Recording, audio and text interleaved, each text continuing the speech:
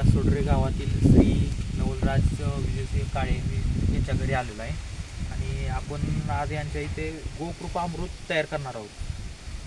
गोकृपा अमृत आपण भात, काजू तसेच कोणत्या पण पिकावर फवारणीसाठी तसेच आळवणीसाठी वापरू शकतो। आता आपण स्टेप बाय स्टेप गोकृपा अमृत तयार करणार आहोत, त्याबद्दल पुढील माहिती काळेसाहेब सांगतील का?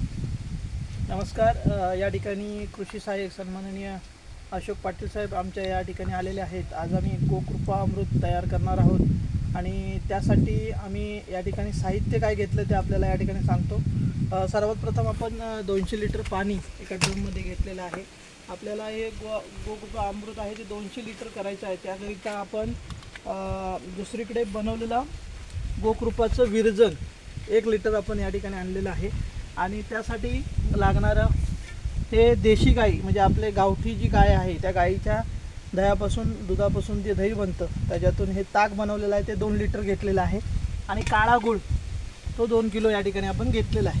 कृषी सहाय्यक साहेबांच्या माध्यमातून आपण या ठिकाणी आता हे बनवणार आहोत। कसं बनवायचं ही कृती देखील आपण या व्हिडिओच्या माध्यमातून आपण पाहू शकतो। तर आपण चालू प्रथम आपण गूळ पाण्यामध्ये टाकून घ्यायचा आहे, 2 किलो गूळ।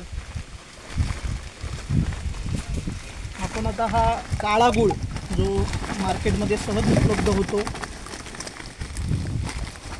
2 किलो गूळ आपण या ठिकाणी 200 लिटर पाण्यासाठी टाकलेला आहे। रेग्युलर गूळ नाही घ्यायचा आहे, काळा गूळच घ्यायचा आहे। सहज आपल्या किराणा मालाच्या दुकानामध्ये जाऊन विचारलं तरी तो आपल्याला उपलब्ध होतो। 200 लिटर पाणी आपण सहज आपल्या घरी उपलब्ध करू शकतो। गूळ टाकल्यानंतर आपण हे पूर्णपणे ढवळून घ्यायचं आहे, काठीनं ढवळून घ्या। काठी एक घ्यायची आहे आणि टाकलेला गूळ पूर्ण मिक्स पाण्यामध्ये करून घ्यायचा आहे। हलक्या स्वरूपाचं असं ढवळणी करून पूर्ण गूळ आहे तो आतमध्ये मिक्स करायचा आहे।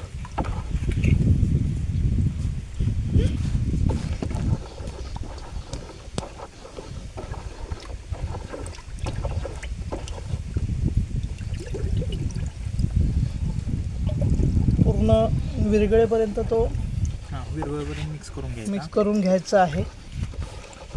आता नंतर ताक टाकून घेऊया। त्यानंतर लगेचच आपण त्या मिश्रणात 2 लिटर ताक जे आपल्या गावठी गाईचं आहे ते ताक आपण मिक्स करतो।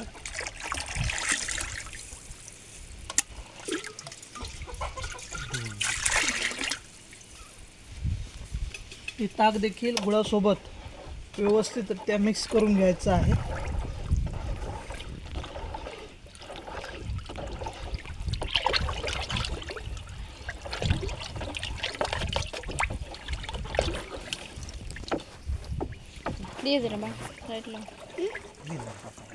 त्यानंतर गोकृपा अमृतचं जे विरजन आहे दुसरीकडे बनवलेलं तर 1 लिटर आपण त्याच्यामध्ये मिक्स करतोय।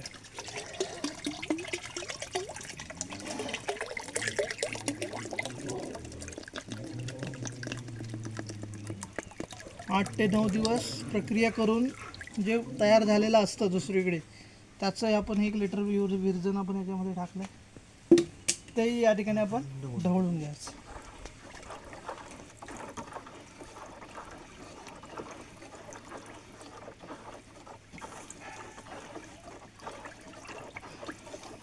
या सगळ्या मिश्रणाचा वापर पुढील 8 ते 10 दिवसानंतर आपण आपल्या शेतीसाठी वापरू शकतो।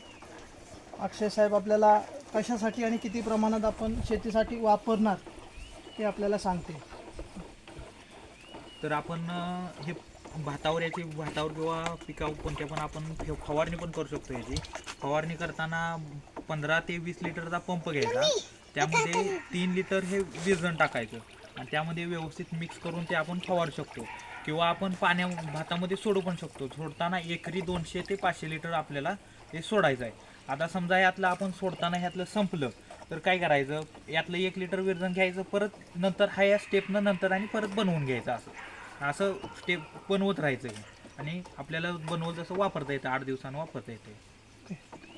जास्तीत जास्त किती दिवस आपण हे प्रिझर्व ठेवू शकतो? म्हणजे 8 दिवस झाल्यानंतर किती दिवस राहिलं तरी चालतं का? 8 दिवस जर आपण बॉटलमध्ये जर प्रिझर्व करून ठेवायचं असलं तर किती पण दिवस ठेवू शकतो. हं. फक्त काय करायचं, बॉटलला वरतून एक होल पाडून ठेवायचं. ओके. आणि जर बॅरलमध्ये जर ठेवणार असला तुम्ही हां. जास्त दिवस, हां. फक्त एक ह्यात ताक आणि गूळ टाकत राहायचं. असं महिन्यानं 2 महिन्यानं महिन्याभरानं असं ताक आणि गूळ टाकायचा आणि ढवळून घ्यायचा.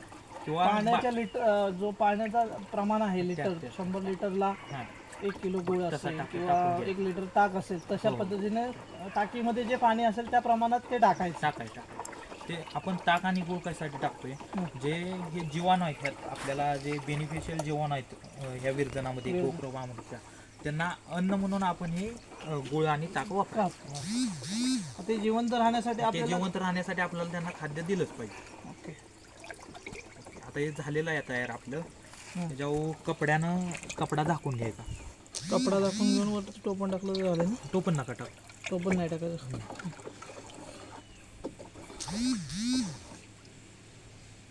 काठी पण कायमस्वरूपी वापरायला हो, उपयोग ठेवा. राहू दे. सकाळी एकदा ढवळायचं हे आणि संध्याकाळी एकदा ढवळायचं. 2 टाइम त्याला 2 टाइम 8 दिवस ढवळायचं. 8 दिवसानंतर वापरू शकतो. ओके. फुल पॅकिंग बांधून ठेवा. पॅकिंग करून ठेवायचं आहे.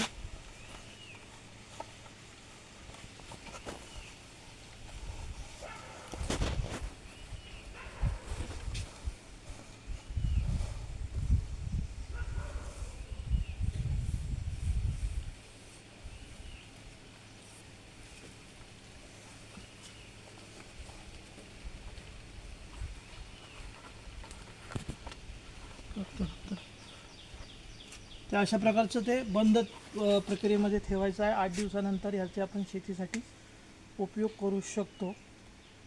जास्तीत जास्त आमच्या गावातील किंवा इतर आमचा हा यूट्यूबचं चॅनल जे बघतायत त्या सगळ्या शेतकऱ्यांनी हा वापर एकदा करून बघावा, रिझल्ट बघावा आणि त्या दृष्टिकोनातून याचा वापर जर वारंवार आपल्या शेतीमध्ये केला तर निश्चितपणाने रासायनिक खतांचा जो दुष्परिणाम आपल्यावर होतो आहे त्याचा वापर आपल्याकडे हे केल्यानंतर रासायनिक खताचा वापर कमी झाल्यानंतर आपल्याला रोगराई जी होणारे होते, जे वेगवेगळे जे रोग आपल्याकडे उपलब्ध होतात ते सुद्धा या ठिकाणी निर्मूलन होण्याचं काम होईल. तर कृपया सर्व शेतकऱ्यांनी हा व्हिडिओ पाहून हे गोकृपा अमृत बनवावं आणि आपल्या शेतीत जास्तीत जास्त याचा वापर करावा.